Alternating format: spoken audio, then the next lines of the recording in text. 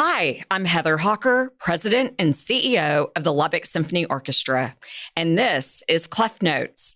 I'm excited to introduce you to our musicians, guest artists, and patrons who for 80 years have developed a love of music through your Lubbock Symphony here on the South Plains. In today's episode, you will meet Lubbock native Texas Tech University alumni, 2026 YWCA Women of Excellence recipient in the arts and culture sector, guest artist Amanda Key. On Saturday, February 28th at 7:30, the Lubbock Symphony Orchestra will perform Brahms Requiem featuring the Lubbock Chorale and presented by Citibank. Amanda, thank you for joining me on Clef Notes. Thank you for having me. Absolutely. Amanda, you were born and raised here in Lubbock. Share with our listeners your journey as a young adult living in West Texas and then attending Texas Tech University. Yes. So I was born and raised here in Lubbock.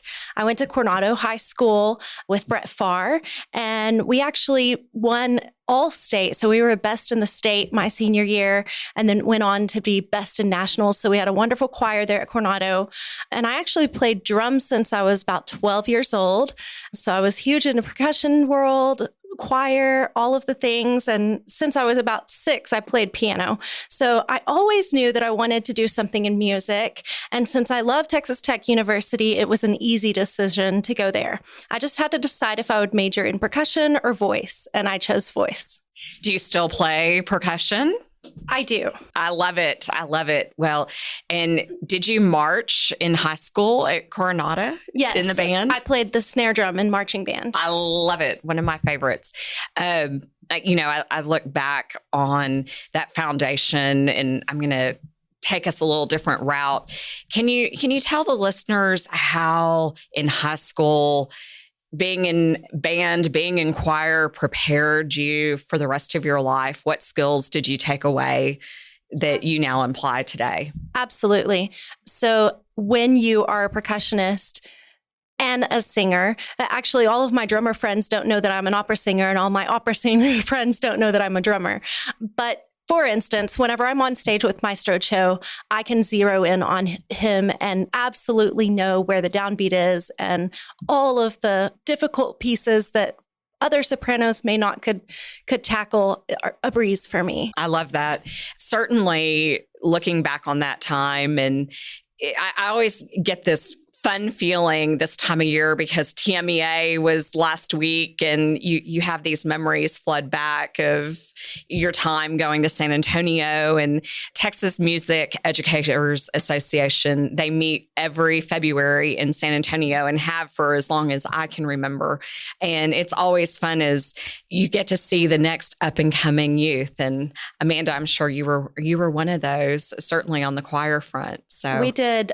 The choir would go to TMEA. I would also go to TMEA with percussion. I do 4 mallet marimba solos at TMEA. So yeah. Okay, let's turn back.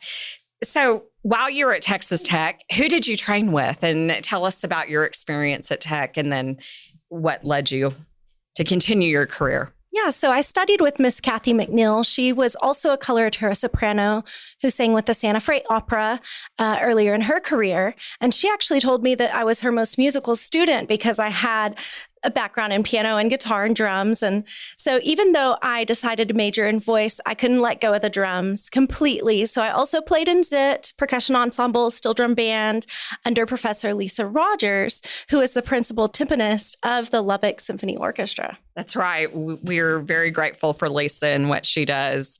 So who or what inspired you to pursue your career in voice? And what has been the most important influences on your musical life and career to date? So my voice teacher, Miss Kathy McNeil, once asked me what I wanted to do. And I said musicals like Cats, Les Mis, Phantom of the Opera. And she said, well, what about opera? And I didn't know much about opera. I'm like, fat ladies with horns, I have no idea. I'd never seen an opera before, being from Lubbock. But she said that my voice would be perfect for opera. So she persuaded me to audition for the opera.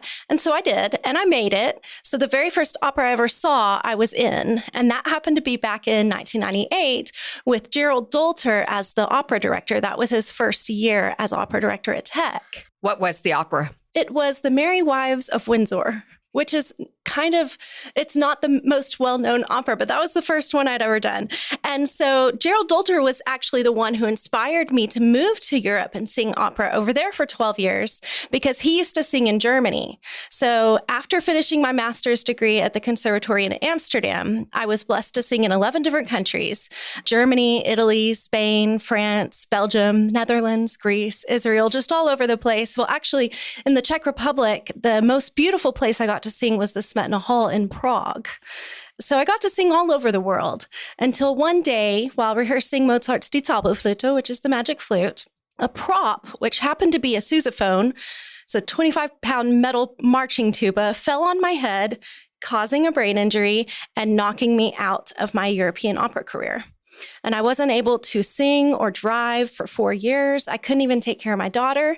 I went to 20 different Dutch doctors and they couldn't help me. They said that this was just going to be my life now, and I wasn't going to accept that answer.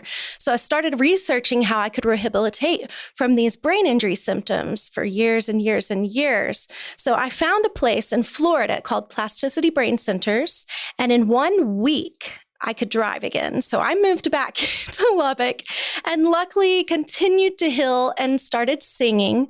And actually, I sang the Brahms Requiem 4 years ago for the First United Methodist Vesper series. And it was the first performance with full orchestra since the brain injury. Wow. To be in Europe and to get to live there for 12 years, what an amazing opportunity. But I'm so glad you're back here in Lubbock and we get to have you as a permanent resident and our guest artist with the Lubbock Symphony. And I'm glad you've healed too. I mean, your story is absolutely amazing and your determination. Let's visit a little bit about Brahms Requiem. Why does it inspire you, and what should our listeners look for when watching the Lubbock Symphony, the Lubbock Chorale, and of course you as our guest artist? So I sang the Brahms Requiem 10 years ago in Amsterdam. So this will be the third time singing the piece. And each time I sing it, I'm committed to bring my own life experiences into the performance to make it one of a kind. So Brahms actually wrote this German requiem right after he lost his mother. His brother sent him a telegram urging him to come immediately because she had a stroke, and if he wanted to see her one last time. So he hopped on his horse-drawn carriage and just tried to ride from Vienna to Hamburg as quickly as he could, but he didn't make it in time. And so this and the loss of his friend Robert Schumann was the catalyst for writing the German Requiem. And it's sometimes also referred to as the human requiem, because instead of prayers for the departed, which are normally sung in Latin, this requiem offers comfort, rather, to those who have been left behind. So the soprano solo, which is the fifth movement, was actually added a month after the Bremen premiere. So I think of it as the cherry on top. I think Brahms thought this piece was a necessity, so I can really relate to it since losing my father back in December. The soprano soloist is comforting, like a mother consoles a child. I sing, Ihr habt nun Traurigkeit. You have sorrow or sadness now, but I will see you again, signifying the transformation from grief to comfort. This is the heart of the entire work, and I think it is so important for this message to be heard today. Robert Schumann was actually the one who said that Brahms would be the big next composer after Beethoven, and that prophecy was not fulfilled until Brahms wrote this Requiem, which is his longest and most grandly scored piece that he'd ever written. So it will be a powerful performance of around 100 chorale singers and I think 60-something orchestra performers on stage with the Lubbock Symphony Orchestra alongside the Lubbock Chorale. It's definitely going to be a very, very powerful evening. And, you know, I reflect a lot on that fifth movement and what Brahms was going through and in his mind, and the loss of his mother and the loss of Schumann. And again, as you said, horse-drawn carriage going, it's different. And in times and how they're able to just turn these pieces out like they did. And so our patrons are really in for really an amazing evening. And I think it was back in 1868. It was 1868. I know. Amazing, isn't it? How do we continue to grow classical music audiences here in Lubbock, and specifically the diversification of ages?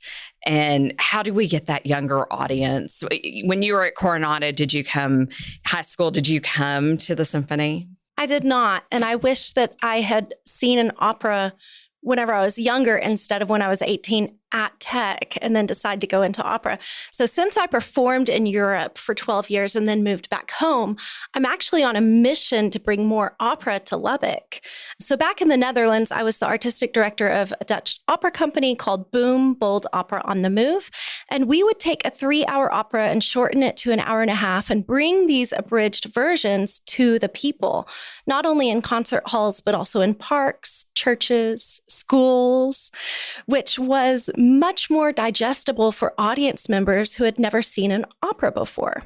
We would actually ask people if they liked opera before we sang, and they'd say no. But after we performed, they would say that they don't like opera, but they liked what we did. But we would say, that's opera. So it's a way to educate people on opera and introduce this beautiful classical art form.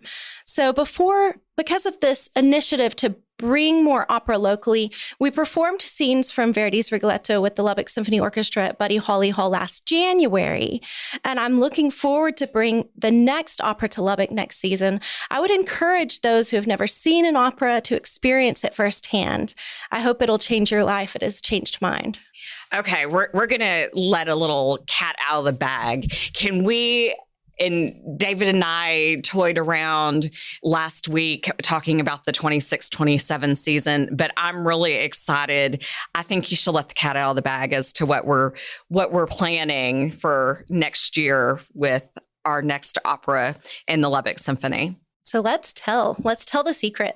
So January 2027, we will be bringing an abridged version of Don Pasquale from Donizetti's opera with the Lubbock Symphony Orchestra at Buddy Holly Hall. And this is also going to be similar to the Verdi's Rigoletto, where it'll be semi-staged with the singers on stage with the Lubbock Symphony Orchestra. But this time it'll be a full hour and a half, 80-minute long abridged version of Donizetti's Don Pasquale, and it's just going to be wonderful. Well, I know you and David are both already hard at work for next season in Don Pasquale, and I'm super excited. You know, we do have music lovers, opera lovers in Lubbock, and I think it's really important for the Lubbock Symphony to at least have one opera a year. You know, we were doing it every other year, but the demand has increased, and certainly bringing that younger audience so that you don't go off to Texas Tech and you get to see your first opera, that we're actually exposing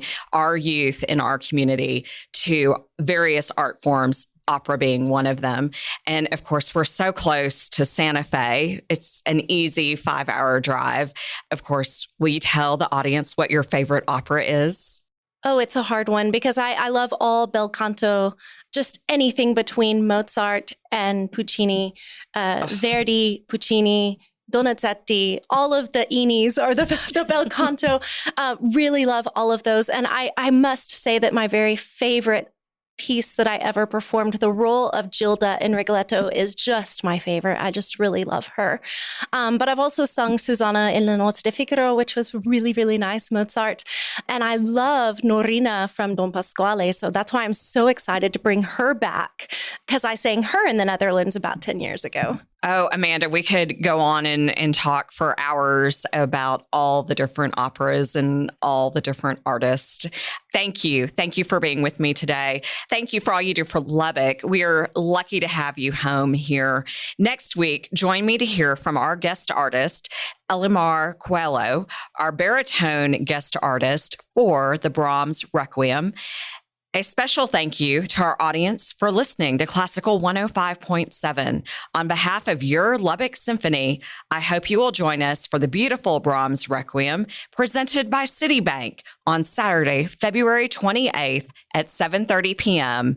at the Buddy Holly Hall of Performing Arts and Sciences. You can find the Lubbock Symphony Orchestra on social media, and to purchase tickets, visit our website at lubocksymphony.org and be sure to download the Classical 105.7 app so you never miss an episode of Clef Notes.